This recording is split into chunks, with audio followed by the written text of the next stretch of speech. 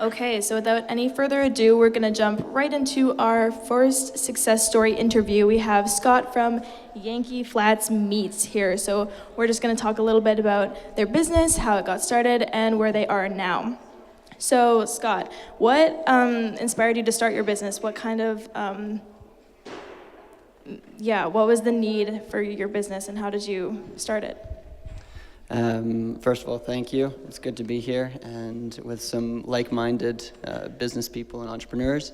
What inspired us? That's a pretty good question because I don't quite know, but maybe about three years ago, me and my wife decided that we wanted to farm, which was interesting because her background's in dietetics, mine is in construction and theology, so we weren't exactly your farming type to begin with, but we wanted to farm, so we bought 50 pigs, as you do when you want to farm, and wanted to do it profitably. So I bought a shipping container and designed it and fitted it out to be a butcher shop. So we started a company called Beast and Block.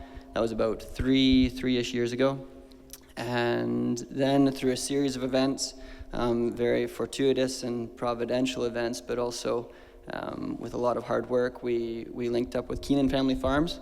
So Keenans are out on Yankee Flats there, and they had a need for processing. They had a similar model to ours with a more scaled up version of the pigs, but not the processing. And so we collaborated with them. We moved the butcher shop out there together. They farmed the pigs. Beast and Block did the processing, and that was good. And then Rocana, which is a slaughterhouse in Salmon Arm, they shut down.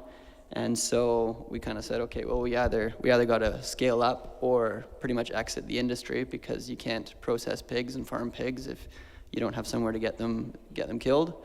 And so we decided to scale up from that and designed a very small, quite modest slaughterhouse, licensed it with the Ministry of Ag, and it was a little farm gate plus. And then we kind of quickly realized that there was an enormous demand for what it was that we were doing. And so we went from there and kind of said, okay, well, either we keep slaughtering pigs out in the open underneath this farm gate plus, or we scale up and try and kind of really take on a bit of the demand that's out there. And so we, again, through a series of events, rapidly scaled up. And so we went from processing pigs in our little, probably 12 by 16 outdoor slaughterhouse and my shipping container that was doing all the processing. So collectively it was probably like 400-ish square foot. And we went from that and then built about an 8,000 square foot facility in about 3.5 months last summer. So we were tying rebar. We were the ones that built it because we couldn't afford it otherwise. So we started building in May, and by the end of September, we were processing full speed. So it was we probably set some sort of a record for how fast you could build a slaughterhouse and how many decisions got made in that period of time, but it was good. And so that was the birth of Yankee Flats Meats. So Keenan Family Farms and Beast and Block kind of came together and created that business, and yeah, it's been ripping ever since. Tons of learning, but that's kind of the birth story of that business. So, yeah. Wow. Thank you. Yeah. That is incredible. So I guess you had to do a lot of adapting and a lot of changing and pivoting. So what were some of the steps to creating your brand while doing so much pivoting and adapting? What are some things that you feel like capture your brand? I think there's a fair few things that capture our brand. I'd say primarily since the very start of what it was that we've been doing, we've been attempting, even since Keenan's were doing their thing and then Beast and Block was doing its thing, it was to attempt to bridge the gap between the producer, the farmer, and the consumer. I think in recent times there's been a pretty big divide that's only gotten wider between the producers and the farmers and the hardworking families that are actually growing the meat that we're eating, and the consumers that are kind of ever detached from that meat. And so we've kind of endeavored to try and bring those two parties back together. And I feel as though that's probably the number one thing that our brand kind of stands for, and what we hope people envision and see and feel when they get to enjoy our products, because we really try and have that be the primary story that we're we're communicating, because we have two different avenues to the business. That's another thing.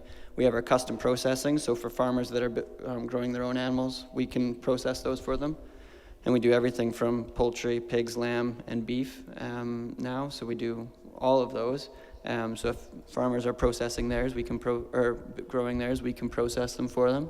But then the other side of our business is actually producing our own fine meats. So we have farmers that raise for us, local families, Keenans, Mackenzies, the Devicks. We have lots of different farmers that are growing for us, and then they grow custom for us, and so we purchase the animal off of them, and then there's a direct link between the consumer and the farmer, and full transparency on that front. So I think that story right there is really what we try to communicate with our brand as best as possible. Yeah, I guess that's what can help you stay in the competitiveness with other brands, is your story is so unique and you really value that connection with your customers. What do you think is a key part to maintaining that connection? How do you maintain that connection with the customers? Yeah, I think it's probably just continuing to communicate that relationship that we have with the farmers, and that inevitably in purchasing the product the consumer has in that relationship. So they get to build a relationship with the farmer. They feel as though they're a part of the story in purchasing from us. They support the farmer, we support the farmer. And so I think that's probably the primary thing that we're trying to promote in that. Yeah, so that kind of flows into customer feedback and satisfaction. So what do you do? What are some things that you do to ensure that your customers feel heard?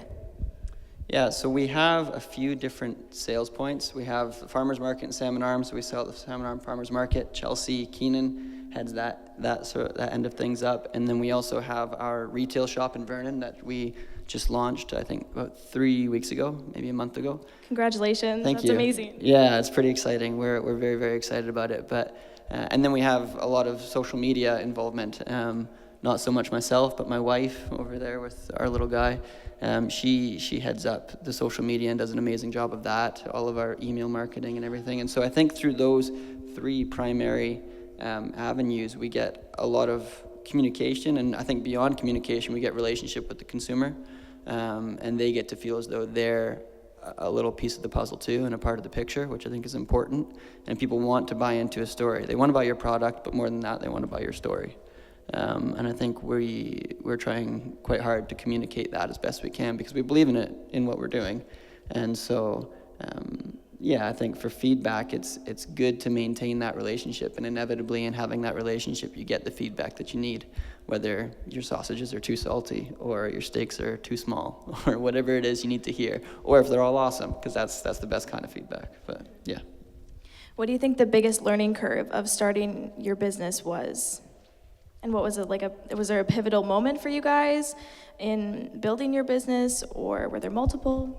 Yeah, there were multiple pivotal moments, and they kind of came daily or hourly, it felt like, especially when we were we're still in the rapid growth stage, but when we decided to actually build the facility, there were many, many pivotal moments. That's mine. So there were a lot of pivotal moments as we went. I think one of the major ones was opening our retail shop, because in this big scale up that we had, going from 400-ish square foot, doing only pigs, to then going from producing everything, minus fish. And we're not doing fish. I've been told that I'm not allowed to do fish. But in scaling up on that front, I think that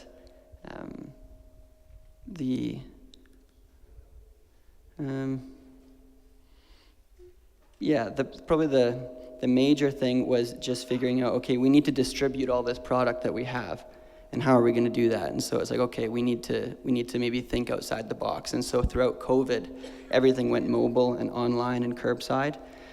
And so we kind of started with that sort of a model, and it was fine, but it wasn't really enough for what we needed to distribute. And so we thought, okay, well, let's go to brick and mortar.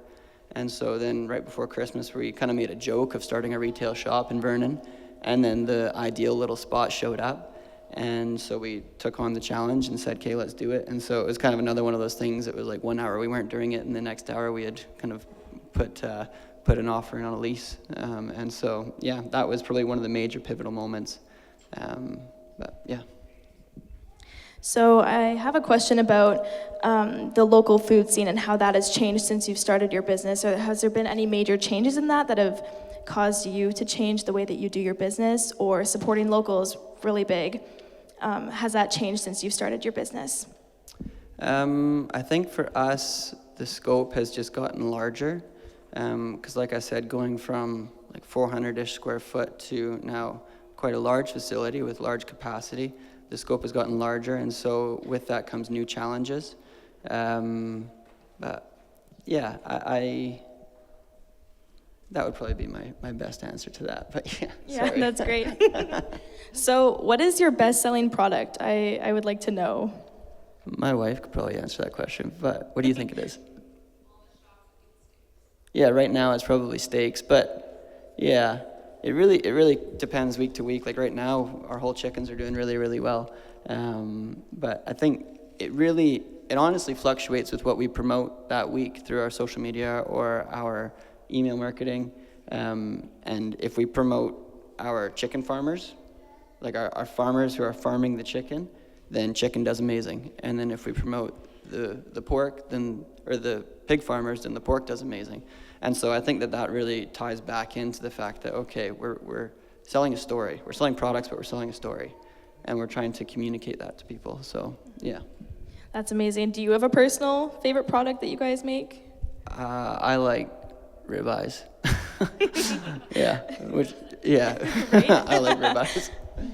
That's awesome. So I just want to touch on your new expansion again. What are some plans that you guys have for that, and do you have any future plans? I know that this is really new, so this is, I don't know if you've thought super far into the future because this is super big, but. Yeah, I think we're spoiled for choice, and probably one of the biggest things that I've learned, and this has been quite recent, and we're having to actively do this daily, is that if you have any kind of strategy, you have to leave money on the table. In the way that if you have, like, we're spoiled for choice within what ways we could grow our business. We could do a number of different things. We could chase dog food and make tons of dog food, or we could go value added, or we could keep going on the custom processing. But we really have to remain focused, I think. And yeah, so I think moving forward, just refining our business, refining the model that we've got right now. And then I think second to that would be growing our relationship with the local community.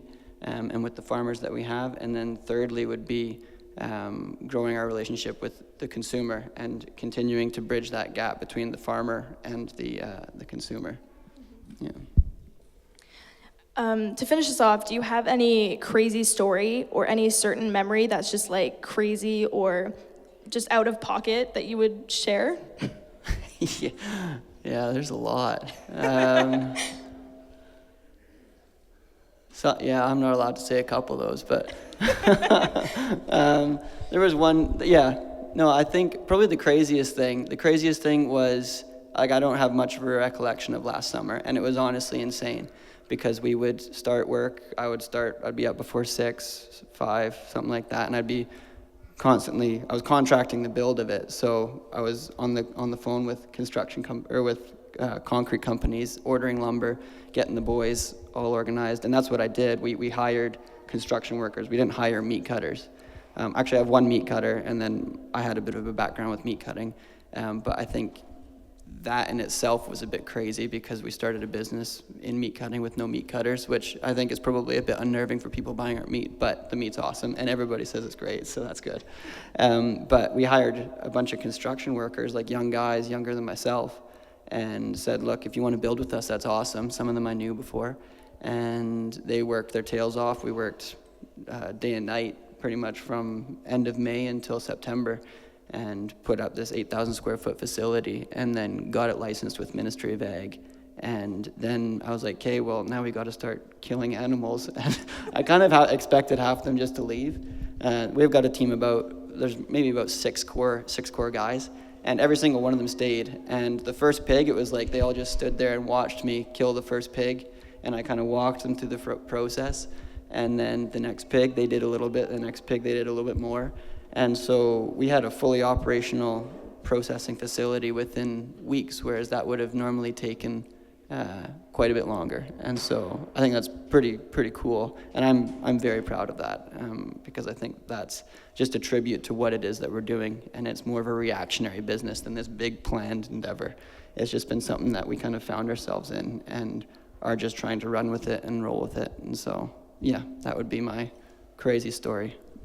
Awesome. Thank you so much, Scott. Let's give him a big round of applause for sharing. Thank you so much.